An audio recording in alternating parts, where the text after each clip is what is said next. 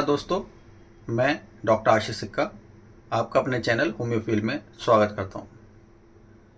आज जो हम वीडियो ये डिस्कस करने जा रहे हैं, इसमें जो हम डिस्कस करेंगे वो है case taking, homeopathic case taking. तो केस टेकिंग जो है एक आर्ट है। डॉक्टर हैनीमन ने भी कहा है केस टेकिंग एक आर्ट है। और आर्ट जो है, या तो आप इनबॉर्न आर्टिस्ट हो तो ही आप बढ़िया जो आर्टिस्ट बन सकते हैं, और अगर आप इनबॉर्न आर्टिस्ट नहीं हैं तो ये आर्ट आपको सीखनी पड़ेगी और इसकी आपको प्रैक्टिस करनी पड़ेगी। जितनी बार इसकी आप प्रैक्टिस करेंगे उतनी बार आप इस आर्ट में माहिर होंगे। तो जो केस टेकिंग की आर्ट है, ये इसको आपको बार बार जो है सीखना पड़ेगा, बार बार करना पड़ेगा, बार बार दोहराना पड़ेगा। जितनी बार आप इसको दोहराएंगे उतनी बार आप इसमें कुछ ना कुछ ऐड करते जाएंगे, कुछ ना कुछ इसमें नया पाते जाएंगे। और केस टेकिंग एक आर्ट है बात करने की, एक कला है लोगों से उनकी मन की बात जानने की, उनके मन को समझने की, उनके व्यक्तित्व को समझने की कि वो किस लिए आपके पास आए हैं, क्यों आपके पास आए हैं, ये जानने की एक आर्ट जो है वो केस टेकिंग है। तो केस टेकिंग जो है वो शुरू करने से पहले मैं आपसे ये बताना चाहूँगा कि केस टेकिंग एक्चुअल में स्टार्ट कब से होती है। ये बहुत सारे सवाल जो हैं पूछे जाते हैं हमसे कि केस टेकिंग कब से स्टार्ट होती है। कई बार जो पूछते हैं तो कई बार जवाब मिलता है कि जब है पेशेंट क्लिनिक में एंटर होता है तब से केस टेकिंग जो है स्टार्ट हो जाती है। काफ़ी हद तक सही है कि जब क्लिनिक पर पेशेंट आएगा तो केस टेकिंग स्टार्ट हो जाएगी, बट अगर इसको थोड़ा सा और आप रिफाइन करें तो ज़्यादा बेहतर रहेगा। केस टेकिंग हमारी उस मोमेंट से स्टार्ट होती है जब आप किस पेशेंट के लिए अवेयर हो जाएं कि ये पेशेंट है और मुझे इसको ठीक करना है, मुझे इसके अंदर सिम्टम्स ढूंढने हैं, इसकी पिक्युलियरिटीज़ ढूंढनी है और जानना है कि ये मेरे पास क्यों आया है, इसकी क्या परेशानी है। जब हम जिस मोमेंट पर अवेयरनेस हम पेशेंट के टुवर्ड्स रख लेते हैं कि ये हमारा पेशेंट है और उसको हमें ठीक करना है, उसी मोमेंट पर वो केस टेकिंग शुरू हो जाती है। अब ये जो मोमेंट है ये हो सकता है कि जब पेशेंट क्लिनिक पर एंटर करे तब शुरू हो जाए, या पेशेंट आपके सामने आकर बैठे तब आ जाए अवेयरनेस, या पेशेंट बताकर चला जाए तब भी ना आए। कई बार ऐसा होता है कि पेशेंट सब कुछ बताकर भी चला जाता है बट हम अवेयर नहीं हो पाते, क्योंकि हम भी इंसान हैं। तो कहीं ना कहीं अगर हम उससे भी चूक होती है तो ऐसा हो जाता है कि हम जो है उससे चूक हो जाती है और हम भी अवेयर नहीं रह पाते। पर मेरा मानना है कि केस टेकिंग तभी स्टार्ट होती है जब आप पेशेंट के लिए अवेयर हो जाते हैं कि हाँ ये पेशेंट है और मुझे इसमें से पिक्युलियरिटीज निकाल कर इसको ट्रीटमेंट देना है। तो इस अवेयरनेस का फ़ायदा भी आपको मिलेगा, क्योंकि जब अवेयर होंगे तो आपको बहुत सारी चीज़ें ऑब्जर्व करने को मिलेंगी, पेशेंट को पढ़ने का फ़ायदा मिलेगा। तो मैं यही कहना चाहूँगा कि केस टेकिंग का पहला जो स्टार्ट है वो अवेयरनेस है। आप जितनी जल्दी अवेयर हो जाएंगे अपने पेशेंट के लिए उतनी जल्दी आपकी केस टेकिंग स्टार्ट हो जाएगी। अब केस टेकिंग स्टार्ट करने से पहले सबसे जो ज़रूरी बात है वो है फिजिशियन का मूड, कि डॉक्टर का मूड कैसा है। अगर वो उसका मूड ख़राब है, अगर आपका मूड ख़राब है, आप कहीं लड़ के आए हैं, किसी बात से टेंशन में हैं, कोई परेशान है, तो उस मूड में उस जो है सेशन में आप केस टेकिंग अच्छी नहीं कर सकते, क्योंकि आपका खुद का मूड अच्छा नहीं है तो आप पेशेंट के लिए अवेयर नहीं हो सकते। और अगर आप अवेयर नहीं हो सकते तो ऑब्वियस ही बात है आप पेशेंट को वो नहीं दे सकते जो पेशेंट आपसे लेने आया, वो ट्रीटमेंट आप नहीं दे सकते। तो मैं आपको यही सजेस्ट करूँगा कि अपना मूड जो है अच्छा करके ही केस टेकिंग शुरू करें। अगर आपका मूड ख़राब है या आप किसी इरिटेबल हो या कोई और परेशानी है तो बेहतर होगा कि केस टेकिंग आप पोस्टपोन कर दें, उस टाइम के लिए कोई एक्यूट मेडिसिन दे दें, कुछ भी दे के आप जो है कोशिश करें पेशेंट को तब बुलाएं जब आप बेहतर मूड में हों। क्योंकि जो केस टेकिंग है वो एक सुनने की कला है, एक समझने की कला है और एक जो है पेशेंट को जानने की कला है। तो वो तभी आप समझ पाएंगे जब आप पेशेंट के साथ अच्छे मूड में होंगे।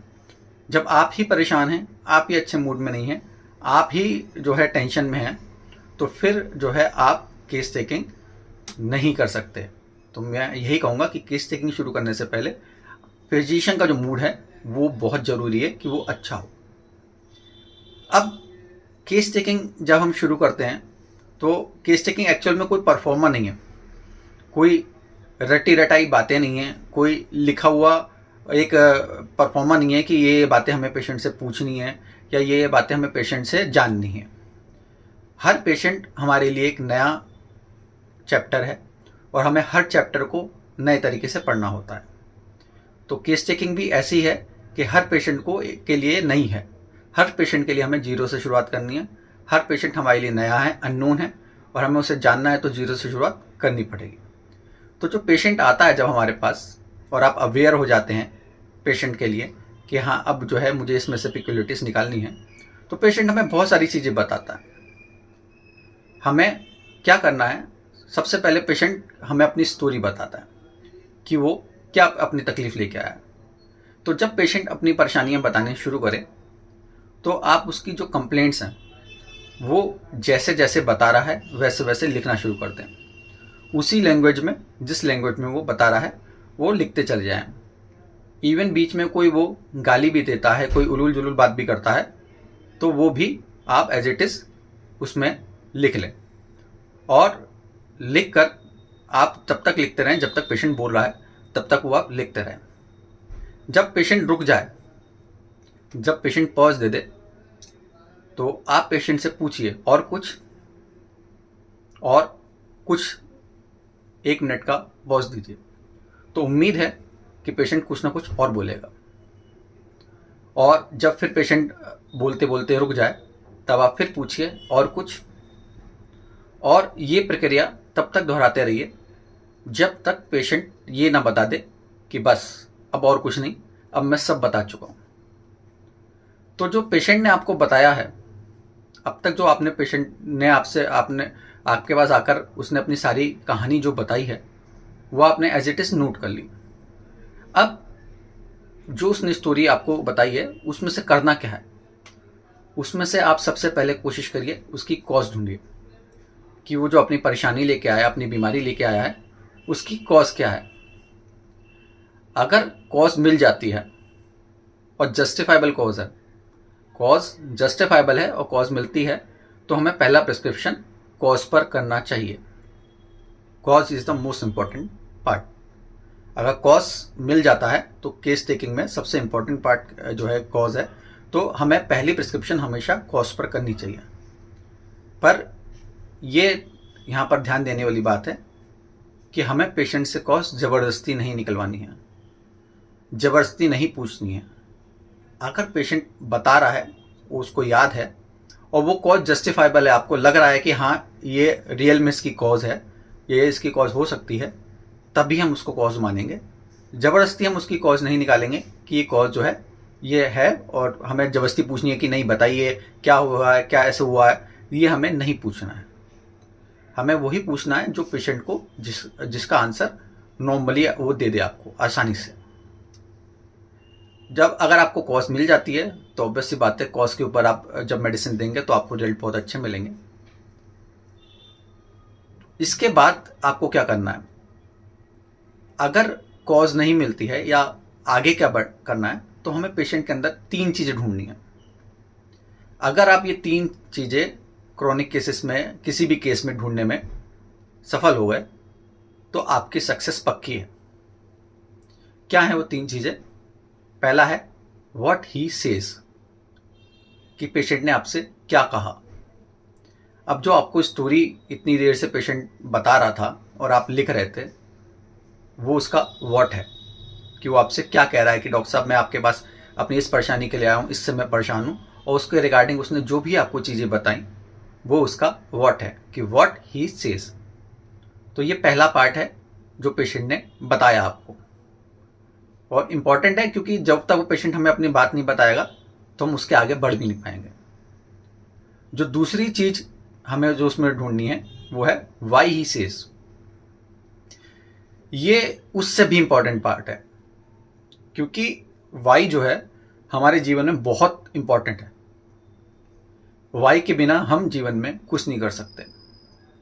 इस दुनिया में हम सभी का कुछ ना कुछ वाई है, कोई ना कोई एक वाई हम सभी का है, जिसके लिए हम इस जीवन में आए हैं, हम काम कर रहे हैं, हम जो भी कर रहे हैं वो किसी न किसी वाई की वजह से करते हैं, किसी न किसी रीज़न की वजह से करते हैं। वाई का मतलब रीज़न। तो पेशेंट जो हमारे पास आता है वो भी किसी न किसी रीज़न से आता है, बिना रीज़न के पेशेंट नहीं आता। अब आप लोग कहेंगे कि वाई क्या हुआ, पेशेंट तो जो है अपनी बीमारी के लिए आया, अपने दर्द के लिए आया है या अपनी परेशानी के लिए आया है। पर दोस्तों ऐसा नहीं है। पेशेंट हमारे पास सिर्फ अपने दर्द या तकलीफ के लिए नहीं आता। पेशेंट हमारे पास और भी बहुत सारी चीज़ों के लिए आता है, और जो उस दर्द या उस तकलीफ के पीछे की परेशानी है मेनली वो उस रीजन के लिए आता है, जो हम कई बार नहीं पकड़ पाते या नहीं समझ पाते कि पेशेंट हमारे पास क्यों आया है। मैं आपको बहुत सिंपल से एग्जाम्पल के साथ बताता हूँ। मेरे पास एक पेशेंट आया और आकर बोलता कि डॉक्टर साहब, ये जो मेरे चेहरे पर जो है खुजली हो रही है और ये दाने हो रहे हैं, इनसे मैं बहुत परेशान हूँ। मैंने क्यों, क्या हो गया? बोले वो खुजली मुझे बहुत परेशान करती है और दानों से मुझे बड़ी दिक्कत है। मैं, दानों से आपको क्या दिक्कत है? बोले डॉक्टर साहब देखिए, क्या है ना, मैं मार्केटिंग का काम करता हूँ और मार्केटिंग के काम में मुझे लोगों से मिलना पड़ता है, और मैं नए नए लोगों से मिलता हूँ, तो ये जो मेरे चेहरे पर दाने हैं उनको देखकर जो है मेरा अंदर उतना कॉन्फिडेंस नहीं आ पाता, और सबसे बड़ी बात, मुझे खुद शर्मिंदगी महसूस होती है जब मैं इस चेहरे के साथ जो है अपने नए क्लाइंट से मिलने जाता हूँ, तो मुझे बड़ी शर्मिंदगी महसूस होती है। तो आपको कुछ आइडिया हो गया होगा कि जो पेशेंट है वो अपने दानों के लिए नहीं आया, उस दानों की वजह से जो उसको शर्मिंदगी महसूस हो रही है, जो क्लाइंट से मिलने में उसको शर्मिंदगी महसूस हो रही है, वो उसलिए आपके पास आया। हर केस में पेशेंट के आने का वाई अलग अलग होता है, कोई ना कोई ऐसा रीजन होता है जिसके लिए वो आपके पास आया है। आपको हर केस में ऐसा ही कोई ना कोई रीजन मिलेगा। तो इस वाई को हम पेशेंट से कैसे निकालते हैं, ये सबसे इंपॉर्टेंट बात है कि वाई हमें पेशेंट से कैसे पता करना है, कि कैसे जानना है कि वो हमारे पास क्यों आया है, वो कैसे बताएगा। तो उसके लिए बहुत सिंपल सा क्वेश्चन हम करते हैं कि व्हाट बॉदर्स यू, कि आपको क्या परेशान कर रहा है। जब हम केस ले लेते हैं, सब कुछ कर लेते हैं, तो आराम से जब लास्ट में जो है हम ये पूछते हैं कि ये जो आपकी परेशानी है इसका आपके ऊपर क्या असर पड़ रहा है, क्यों कैसे परेशान कर रही है आपको। तो पेशेंट जो भी उस परेशानी की वजह से तकलीफ है वो आपको बता देगा।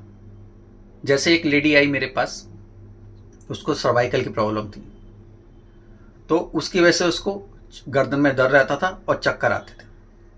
तो मैंने पूछा कि भाई इसकी वजह से आपको क्या दिक्कत है। तो उसने कहा कि डॉक्टर साहब क्या है कि मुझे ना अपना काम फटाफट करने की आदत है, और इस की वजह से, इस गर्दन में दर्द की वजह से मैं अपना काम नहीं कर पा रही। जो काम मुझे करना है वो उस तेज़ी से मैं काम नहीं कर पाती जिस चुस्ती फुर्ती से मुझे काम करने की आदत है। तो मुझे दिक्कत है कि मैं अपना काम नहीं कर पा रही हूँ। तो इसका वाई क्या है कि वो अपना बिजनेस इनकैपेसिटी, यानी कि वो अपना बिजनेस जो है वो कर नहीं पा रही है, इसकी वजह से वो अपना काम नहीं कर पा रही है, वो जो है उसका वाई है। तो ऐसे ही हर पेशेंट में वाई होता है। तो हमको ये वाई ढूंढना है। अगर आपने ये वाई ढूंढ लिया तो आपको सक्सेस पाने से कोई नहीं रोक सकता।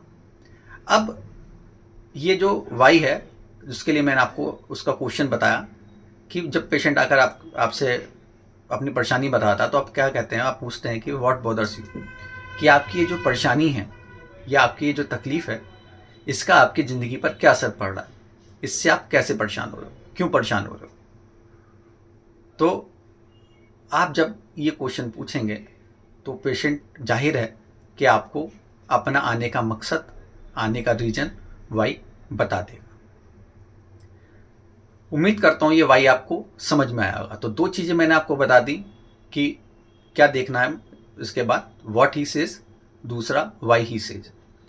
तो तीसरी जो चीज है वो सबसे इंपॉर्टेंट है, वो है हाउ ही सेज। क्योंकि वाई भी आप तभी जो है जान पाओगे जब आप किसी पेशेंट का हाउ ढूंढ पाओगे। हाउ मीन्स कि पेशेंट आपके पास आ रहा है तो कैसे कह रहा है आपसे अपनी परेशानी, किस तरीके से बोल रहा है, वो जानने की जो आप तभी आप उसका वाई भी निकाल पाएंगे। एक पेशेंट आकर आपसे कह सकता है कि डॉक्टर साहब ये मुझे नहीं लगता मेरी अब बीमारी ठीक हो पाएगी, मैंने बहुत दवाइयाँ खा ली, बहुत कुछ कर लिया, पर अब मुझे लगता है कि अब मुझे ये दवाई से कुछ नहीं होगा, अब मैं ठीक नहीं हो पाऊंगा। इसी तरह एक दूसरा पेशेंट आकर बोलता है डॉक्टर साहब दवाई तो मैंने बहुत खाई पर कोई रिजल्ट नहीं मिला, मैंने बहुत मेहनत करी, बहुत डॉक्टर को दिखाया पर कोई फर्क नहीं पड़ा।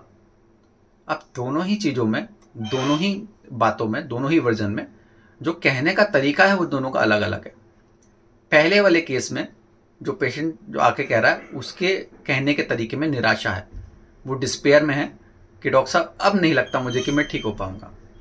जबकि जो दूसरा वाला तरीका है, दूसरा वर्जन है, उसमें पेशेंट आकर बोलता है तो उसके जो कहने का तरीका है उसको लगता है कि मेरा जो ये काम है, ये जो मेरा जो वर्जन है कि इतनी दवाई मैंने खाई पर मुझे सफलता नहीं मिली, वो एक्टिविटी फ्रूटलेस है। तो हाउ क्या है? हाउ है कि पेशेंट अपनी बीमारी के दौरान कैसे रिएक्ट करता है, उसका क्या रिएक्शन है अपनी बीमारी के लिए, वो हाउ कहलाता है। एक पेशेंट फीवर में बिस्तर में चुपचाप पड़ा हुआ है, वहीं दूसरा पेशेंट जो है वो चिड़चिड़ा है और घर में उसने सर पर उठा रखा है, जबकि तीसरा पेशेंट जो है वो आराम से अपने ऑफिस जा रहा है और अपना काम कर रहा है। तो फीवर तो एक ही है पर उसमें रिएक्ट करने का तीनों पेशेंट का अलग अलग रिएक्शन है। तो ये हाउ है, how we react to our sufferings, हम अपनी सफरिंग को कैसे रिएक्ट करते हैं वो हाउ कहलाता है। और होम्योपैथी में हाउ बहुत इंपॉर्टेंट है क्योंकि इसी से हम पेशेंट को इंडिविजुअलाइज करते हैं और इसे इंडिविजुअलाइजेशन कहते हैं। तो हाउ जो है वो जानना बहुत ज़रूरी है। अब ये हाउ हम जानेंगे कैसे? इसके लिए भी सिंपल सा क्वेश्चन है कि आप पेशेंट से पूछ सकते हैं कि जब आपको ये तकलीफ होती है तब आपके मूड कैसा होता है, तब आपके मूड में क्या चेंजेस आते हैं। ध्यान रखिएगा, हमें सिर्फ यही पूछना है कि आपका मूड कैसा होता है या आपके मूड में चेंजेस क्या क्या आते हैं। मूड हमने ये नहीं पूछना कि आप इरिटेबल होते हैं, गुस्सा होते हैं क्या, ये नहीं पूछना। हमें कोई भी डायरेक्ट या लीडिंग क्वेश्चन नहीं पूछना। हमें पूछना है कि आप, मैं बार बार इसलिए रिपीट कर रहा हूँ क्योंकि ये इंपॉर्टेंट चीज़ है कि जब आपको तकलीफ होती है तो उस तकलीफ में आपका मूड कैसा होता है। तो वो पेशेंट आपको बता देगा कि ये मेरा मूड कैसा होता है या मैं कैसे रिएक्ट करता हूँ। इसके अलावा जब आप आगे भी एक और क्वेश्चन है वो भी आप पूछ सकते हैं, वो है कि जब आपकी ये परेशानी होती है तब आप क्या करते हो, अपनी परेशानी के लिए आप क्या करते हो। तो पेशेंट आपको बता देगा कि मेरी ये जो तकलीफ होती है तो मैं अपना सर दबा लेता हूँ या मैं सिकाई कर लेता हूँ। मतलब जो भी पेशेंट आपको बताएगा कि वो अपनी बीमारी के लिए मैं उस टाइम क्या करता है बीमारी के दौरान, तो वो भी हाउ ही रिएक्ट्स, उसका रिएक्शन क्या है वो आपको बता देगा। तो जो जैसे ही वो रिएक्शन बताएगा वो आप नोट कर लीजिए। इससे एक और फ़ायदा है, जो पेशेंट की मॉडलिटीज़ जो हैं वो भी कंफर्म हो जाएगी आपको। तो उम्मीद करता हूँ ये हाउ भी आपको समझ आया होगा। अब जो हमें ये केस चेकिंग के दौरान हमने ये 3 चीज़ें जो ढूंढी हैं, what he says, why he says and how he says, इसमें के बाद भी हम कई गलतियां कर लेते हैं क्योंकि जो भी हम सिम्टम जो उठाते हैं वो पेशेंट की सिर्फ और सिर्फ वर्जन से उठा लेते हैं। हमें केस चेकिंग में क्या देखना है कि पेशेंट जो हमारे पास कंप्लेंट लेकर आया है वो किस बात पर ज़्यादा जोर देकर कह रहा है, क्या ऐसी चीज़ है जिस पर वो ज़्यादा जोर देकर कह रहा है, जिसको वो बार बार रिपीट कर रहा है, वो हमारे लिए इंपॉर्टेंट होनी चाहिए। और पेशेंट रिएक्शन कैसे कर रहा है, वो रिएक्शन भी बहुत ज़रूरी है क्योंकि रिएक्शन अगर आप गलत उठाएंगे तो वो जो है आप नहीं पिक कर पाएंगे। मैं समझाता हूँ आपको। हर बीमारी में एक रिएक्शन होना जरूरी है। अगर वो रिएक्शन उससे अबव जाता है या उससे डाउन जाता है, तभी हमारे लिए वो इम्पोर्टेंट है। जैसे कि किसी का एक्सीडेंट हुआ और एक्सीडेंट होने के बाद उसके पैर में फ्रैक्चर हो गया। अब फ्रैक्चर होने के बाद जो है ऑब्वियस सी बात है कि वो फ्रैक्चर है तो उसको दर्द होगा, दर्द के लिए वो कराएगा, थोड़ा सा चीखेगा, तो नॉर्मल है, उतना जो रिएक्शन है वो नॉर्मल है। तो इस नॉर्मल रिएक्शन को हमें कंसीडर नहीं करना है। हमें किसे कंसीडर करना है कि उसकी टांग जो है फ्रैक्चर हो गई है और वो बहुत आराम से नॉर्मली चुपचाप बैठा है, तब वो हमारे लिए इम्पॉर्टेंट है। मैं आपको एक केस बताता हूँ। मेरी एक आंटी एक दिन वॉशिंग मशीन में कपड़े धो रही थी, तो उसे कपड़े धोते समय उनका जो उंगली है वो कपड़ों के बीच में आ गई और वो ट्विस्ट करते हुए उनकी उंगली टूट गई। तो उन्होंने क्या करा, तुरंत वो उंगली निकाली और जहाँ से वो बिल्कुल जड़ से टूट गई थी उसे वापस वहीं लगाया और ऐसे ही पकड़े पकड़े तुरंत हॉस्पिटल चली गई। अब आप ये सोचिए कि ये चीज़ कितनी इंपॉर्टेंट है। एक नॉर्मल लेडी जिसकी उंगली टूट जाए और वो जो है अपनी उंगली पकड़कर हॉस्पिटल चली जाए, तो ये ऑब्वियसली बात है इंपॉर्टेंट रिएक्शन है। ऐसे ही एक पेशेंट जिसके जरा सा धक्का लगा और हल्का सा जो है खरोंच आ गई और वो इतनी जोर जोर से रोने लगा, इतनी जोर जोर से रोने लगा जैसे पता नहीं उसका फ्रैक्चर हो गया, उसने क्या उसके साथ हो गया, हाथ कट गया उसका, वो इस तरह से रोने लगा। तो ये भी हमारे लिए इम्पोर्टेंट है। क्यों? क्योंकि नॉर्मल से अबव रिएक्शन है। तो किसी भी बीमारी के लिए जितना रिएक्शन होना चाहिए उतना अगर है तो हमारे लिए इंपॉर्टेंट नहीं, हम उसको कंसीडर नहीं करेंगे। हम रिएक्शन तभी नोट करेंगे, तभी कंसीडर करेंगे जब वो या तो अबव नॉर्मल होगा या बिलो नॉर्मल होगा। अब रिएक्शन के साथ साथ जैसे मैं आपको एक और एग्जांपल देता हूँ रिएक्शन के लिए। नॉर्मली क्या होता है, लड़कियां छिपकली से बहुत डरती हैं, उसको देखकर जो है बहुत ज़्यादा चीखने लगती हैं, चिल्लाने लगती हैं, कमरे तक नहीं जाती, ऐसे कि जैसे उन्होंने कोई शेर देख लिया हो।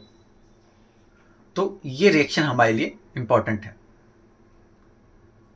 और एक लड़की ऐसी है जो वो छिपकली को हाथ पर रखकर उसके साथ खेल रही है, उसके साथ एंजॉय कर रही है, तो ये भी हमारे लिए इम्पॉर्टेंट है।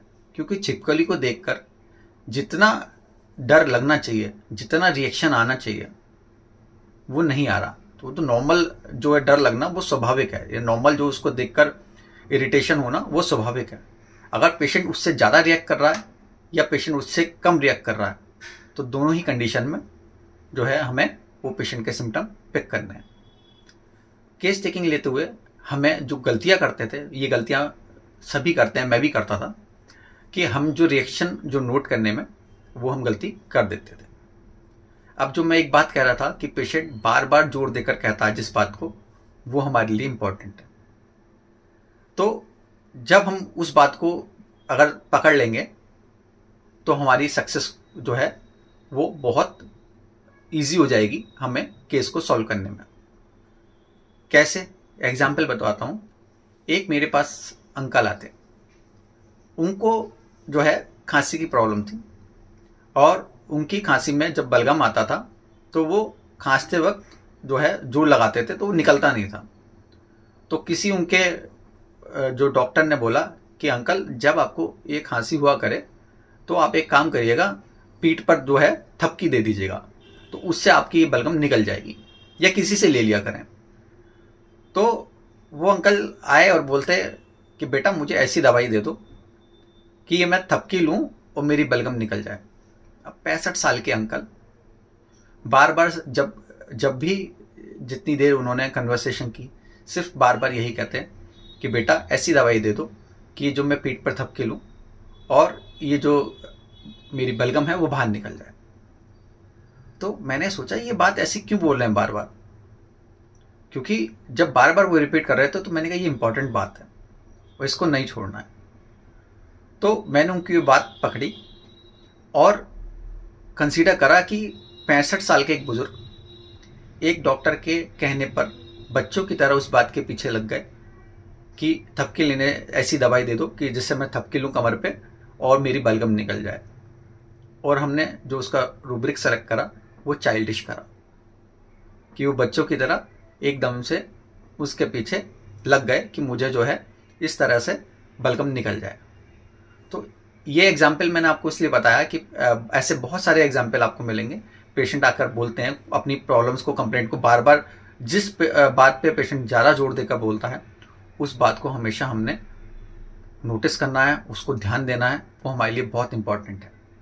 जितना आप उसको ध्यान देंगे उस पर आप उसको कंसंट्रेट कर कर और आप जो है उस पर मेडिसिन अगर प्रिस्क्राइब करेंगे तो आपकी सक्सेस पक्की है। ध्यान रखिएगा, a well taken case is half cured. अगर आपने केस टेकिंग अच्छे से कर ली और अच्छे से पेशेंट को आपने समझ लिया, जान लिया कि वो आपके पास आया है तो क्यों आया है, किस बात पर जोर देकर बार बार बोल रहा है, क्या चीज़ उसे आपसे चाहिए, अगर ये बात आपने पेशेंट में ढूंढ ली तो आपका जो केस है वो क्योर होने से कोई नहीं रोक सकता। जितनी बार इस केस टेकिंग, इस आर्ट को आप प्रैक्टिस करेंगे आप आर्टिस्ट होते चले जाएंगे। ध्यान रखिए, ये जितनी भी चीज़ें मैंने आपको बताई हैं ये डेली प्रैक्टिस में आप करेंगे तभी आप इसको बहुत अच्छे से अपने जीवन में उतार पाएंगे। और जितना आप इसे करते जाएंगे उतने आगे आप होम्योपैथी में बढ़ते जाएंगे। उम्मीद करता हूँ कि मेरा ये जो वीडियो है आपको पसंद आया होगा। ये पसंद आए तो उसको लाइक करें, शेयर करें और चैनल को सब्सक्राइब करें। Thank you.